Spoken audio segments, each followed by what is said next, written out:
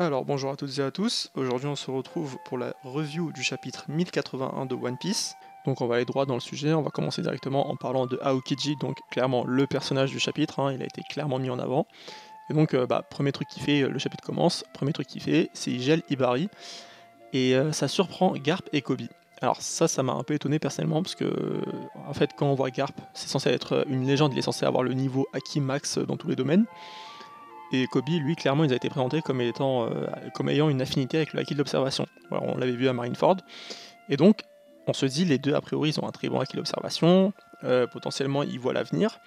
C'est marrant qu'aucun des deux n'ait vu l'attaque venir, sachant qu'ils sont en plein territoire ennemi, ils sont en train de se battre. Enfin, là, on voyait Garp avec son poing serré et tout. En fait, j'arrive pas à comprendre comment ils arrivent encore à être surpris, les mecs.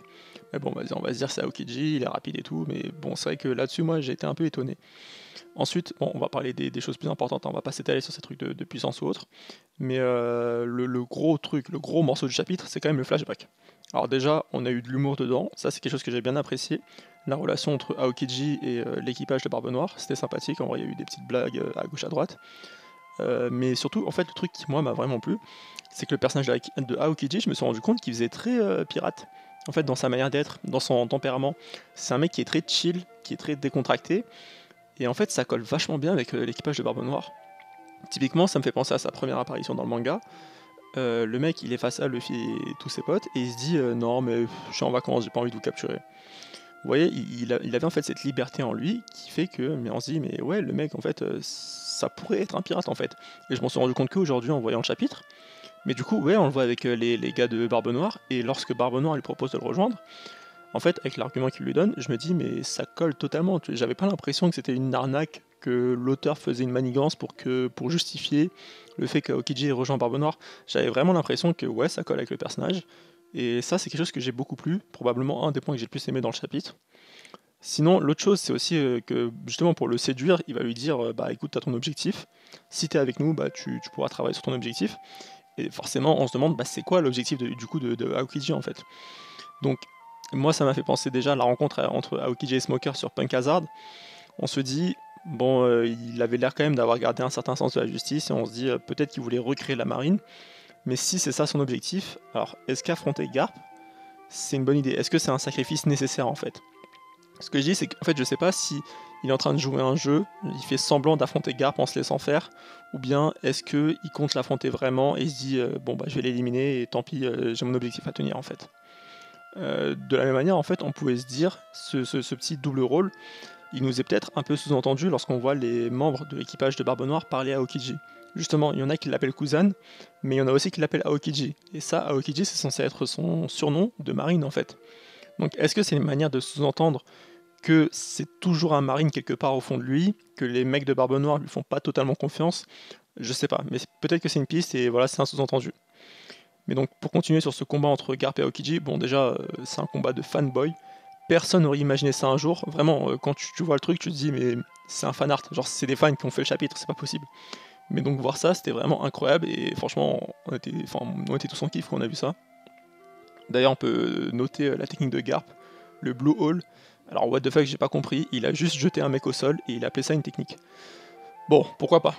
Mais bon, toujours ce que j'appelle la surenchère excessive, franchement, voilà, le fait que Garp arrive à tabasser Aokiji et tout, on va pas s'étaler là-dessus, mais bon, moi je trouve que c'est n'importe quoi. Mais bref, on en parle à chaque chapitre, donc pas cette fois. Là, je me permets une pause. Ensuite, du coup, on se pose des questions de est-ce que Aokiji est en train de perdre face à Garp, ou est-ce qu'il se laisse faire? On sait pas trop pour l'instant. On aura probablement la réponse dans les chapitres suivants. Mais voilà, pour l'instant, on peut pas encore y répondre. Ça serait étonnant quand même que Garp soit actuellement plus fort que Aokiji pour des raisons narratives en fait. Je vois pas trop l'intérêt de faire gagner Garp actuellement. À la limite, moi ce que j'imagine plus, c'est un Kobe qui arrive à s'en sortir, mais un Garp qui doit se sacrifier pour le sauver ou autre.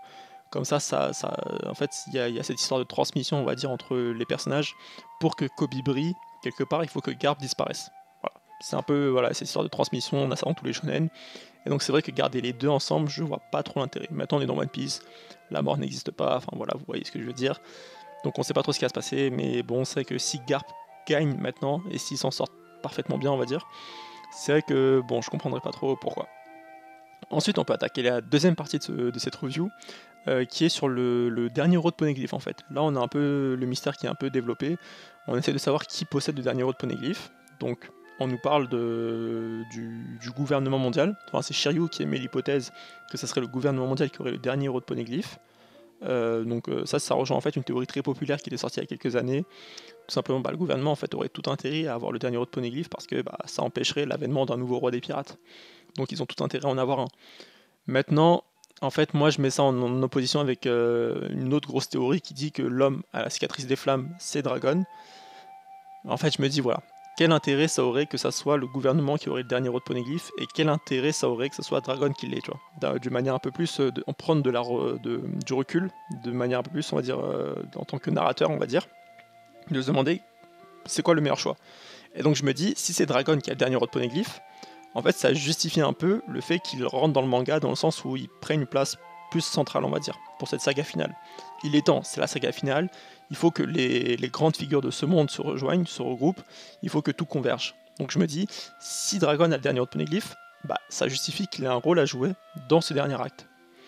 Alors que si c'est le gouvernement, faudra justifier d'une manière ou d'une autre que Dragon intervienne en fait. Parce qu'on peut pas le laisser de côté et finir le manga en ayant un gros trou dans l'histoire qui est Dragon.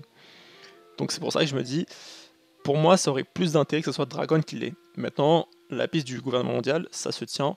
Comme on l'a dit, ça empêcherait un nouveau roi des pirates et donc ça a du sens. Mais voilà. Et après, il y a évidemment la dernière piste qui est un nouveau personnage. Mais moi, j'y crois pas trop et j'espère que c'est pas ça. Parce qu'encore une fois, je pense qu'il vaut mieux réunir les intrigues qu'en créer de nouvelles. Vaut mieux réunir les grands personnages du manga plutôt qu'en ajouter des nouveaux. Ensuite, la dernière partie qu'on va dédier du coup au meilleur personnage du manga. J'ai nommé Trafalgar D. Waterloo. Ce mec, c'est un boss, il n'y a rien à dire, il est au-dessus du game. Franchement, ce mec-là, il aurait dû mourir 26 fois dans le manga, c'est pas possible. Il arrive toujours à s'en sortir, on sait pas comment. Il est trop populaire, c'est abusé, genre Oda, il arrive pas à l'éliminer. Il le met face à tout le monde, il le met face à Doflamingo Fujitora, il le met face à Kaido, il le met face à tout le monde dans le manga, maintenant face à Barbe Noire, il s'en sort. En plus, le mec, c'est même pas comme s'il avait des potes de fou, hein. Il est solo, hein, vraiment. Sa clique, c'est genre Beppo, quoi. Tu vois ce que je veux dire? Malgré ça, il arrive à s'en sortir. Moi, je trouve ça impressionnant. D'ailleurs, en parlant de Beppo, l'espèce de Rumble Ball, là, qui le transforme en version sous longue, je trouve que c'est n'importe quoi. Hein. Franchement, on avait un Beppo qui était agonisant, qui était vraiment... Enfin, il était à bout, il pouvait plus rien faire. Là, il prend sa Rumble Ball, ou je sais pas comment ça s'appelle, et il arrive à faire reculer Barbe Noire. Un empereur. Je trouve que c'est un peu abusé, franchement, voilà, les rapports de force encore une fois, mais bon. Je trouve que le Trafalgar, il s'en sort très facilement finalement. Alors oui, il perd son équipage et tout, mais bon, l'échappatoire, il a été un peu tiré par les cheveux, je trouve. Ensuite, la vraie question qu'on va se poser, c'est, en fait, toujours en tant que scénariste, pourquoi est-ce que l'os survit? En fait, pourquoi est-ce qu'il a réussi à survivre ici? Moi, je vois deux possibilités. Soit il a un rôle à jouer dans l'histoire, et si c'est le cas, en fait je me demande pourquoi est-ce qu'on l'a éloigné de Luffy en fait, pourquoi est-ce en fait ils étaient ensemble à Wano, pourquoi ils ont fait semblant de se séparer pour qu'ils reviennent juste derrière, revenir auprès de Luffy pour lui dire bon voilà faut que je fasse ça ou je sais pas, je comprends pas trop. Alors sinon il a peut-être un rôle à jouer mais de loin, là encore j'ai du mal à visualiser ça. Mais s'il n'a pas de rôle à jouer, ça veut dire qu'il a survécu uniquement pour le fanservice. En fait, comme on l'a dit, c'est un personnage hyper apprécié, Lo. Je crois que c'est le seul personnage du manga avec Zoro qui est arrivé top 2 des sondages de popularité. Et donc je me dis, s'il a survécu, c'est parce que voilà, bon, les fans l'adorent et voilà, ça les ferait chier si leur personnage il meurt. Je sais pas, mais j'ai l'impression que ça a été comme ça déjà pas mal de fois et du coup on peut se poser des questions. Alors autant quand il avait survécu à l'époque de Dressrosa, on se disait bon c'est pour faire tomber Kaido derrière. Quand il a survécu à la fin de Wano, on était en mode bon ok, voilà. Maintenant on voit pas trop où est-ce qu'il va aller. C'est pas censé être un Mugiwara non plus, donc faut dire il a quand même passé beaucoup de temps avec les Mugiwara. Maintenant s'il rejoint encore à nouveau l'équipage en tant qu'allié, je sais pas.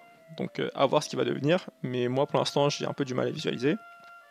Et sinon, la dernière chose, c'est moi je me dis si c'est pour le côté fanservice, ça me fait penser à des cases un peu. Vous voyez quand Luffy est devenu 5ème Yonko, bon, on a le petit jeu de mots, hein, vous l'avez.